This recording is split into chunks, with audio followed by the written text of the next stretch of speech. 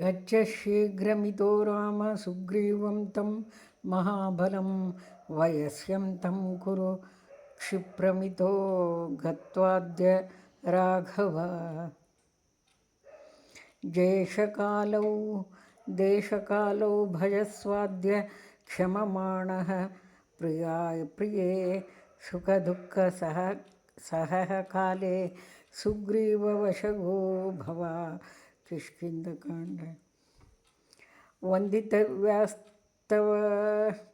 वन्दितव्यास्ततः सिद्धास्तपसा वितकल्मषाः प्रष्टव्या चापि सीतयाः प्रवृत्तिर्विनयान्वितैः। किष्किन्धाकाण्ड। निर्जित्य पुरीं लङ्कां श्रेष्ठां तां कामरूपिणीं विक्रमेण महातेजा हनुमान् कपिसत्तमः। सुन्दरकाण्ड। धन्या देवाः सगन्धर्वाः सिद्धाश्च परमर्षयः मम पश्यन्ति ये वीरं रामं राजीवलोचनं। सुन्दरकाण्ड।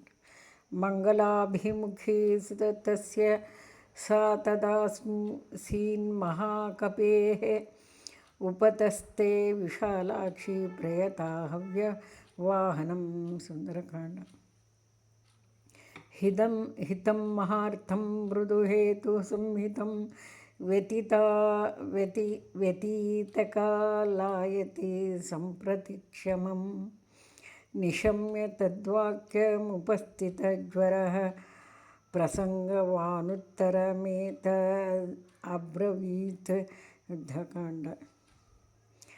धर्मात्मा राक्षसश्रेष्ठः सम्प्राप्तोऽयं विभीषणः लङ्कैश्वर्यमिदं श्रीमान् शुभं प्राप्नोत्यकण्टकं। युद्धकाण्ड। यो वज्रपाताशनिसन्निपातान् चुक्षुभे नापि चचालराजा स रामबाणाभिहतो भृशार्तश्च चालचापं च मुमोच वीरः। युद्धकाण्ड। यस्य विक्रममासाद्य राक्षसाः निधनं गताः तं मन्ये राघवं वीरं नारायणमनामयम्। युद्धकाण्ड। ते ददृशिरे रामं दहन्तमपि वाहिनीं मोहिताः परमास्त्रेण गान्धर्वेण महात्मना। युद्धकाण्ड। प्रणम्य देवताभ्यश्च ब्राह्मणेभ्यश्च मैथिली बद्धाञ्जलिपुटा चेदमुवाचाग्निसमीपतः। युद्धकाण्ड। चलनात्पर्वतस्यैव गणा देवाश्च कम्पिताः चचाल पार्वती चापि तदाश्लिष्टा महेश्वरम्। उत्तरकाण्ड।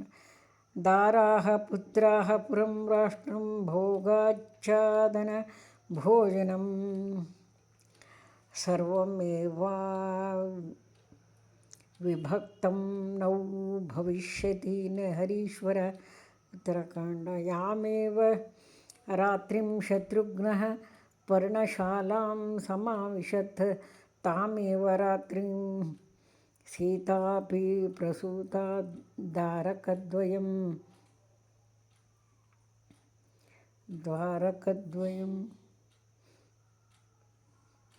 इदं रामायणं कृत्स्नं गायत्रीबीज संयुतं त्रिसन्ध्यं यः पठेत् नित्यं सर्वपापैः प्रमुच्यते। इति गायत्री रामायणं सम्पूर्णम्।